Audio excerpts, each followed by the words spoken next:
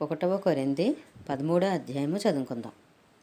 మనుషుల భాషలతోనూ దేవదూతల భాషలతోనూ నేను మాట్లాడినను ప్రేమలేనివాడినైతే మ్రోగేడు కంచును గణగణలాడు తాళమునయుందును.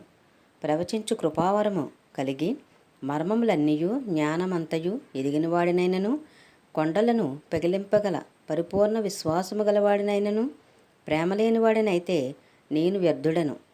బేదల పోషణ కొరకు నా ఆస్తి అంతయు ఇచ్చినను కాల్చబడుటకు నా శరీరమును అప్పగించినను ప్రేమలేనివాడినైతే నాకు ప్రయోజనమేమీ లేదు.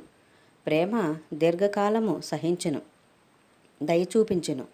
ప్రేమ మత్సరపడదు, ప్రేమ డంబముగా ప్రవర్తింపదు, అది ఉప్పొంగదు, అమర్యాదగా నడవదు, స్వప్రయోజనమును విచారించుకొనదు, త్వరగా కోపపడదు, అపకారమును మనసులో ఉంచుకొనదు, దుర్నీతి విషయమై సంతోషపడక సత్యమునందు సంతోషించును. అన్నిటికీ తాళుకొనును, అన్నిటినీ నమ్మును, అన్నిటినీ నిరీక్షించును, అన్నిటినీ ఓర్చును. ప్రేమ శాశ్వత కాలముండును. ప్రవచనములైనను నిరర్ధకములగును, భాషలైనను నిలిచిపోవును, జ్ఞానమైనను నిరర్ధకమగును. మనము కొంత మట్టుకు ఎరుగుదుము, కొంత మట్టుకు ప్రవచించుచున్నాము. కానీ పూర్ణమైనది వచ్చినప్పుడు పూర్ణము కానిది నిరర్ధకమగును.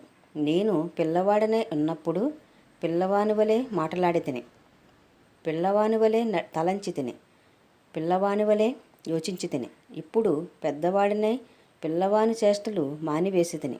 ఇప్పుడు అద్దములో చూసినట్టు సూచనగా చూచుచున్నాము, అప్పుడు ముఖాముఖిగా చూతుము. ఇప్పుడు కొంతమట్టికే ఎరిగి ఉన్నను, అప్పుడు నేను పూర్తిగా ఎరగబడిన ప్రకారము పూర్తిగా ఎరుగుదును.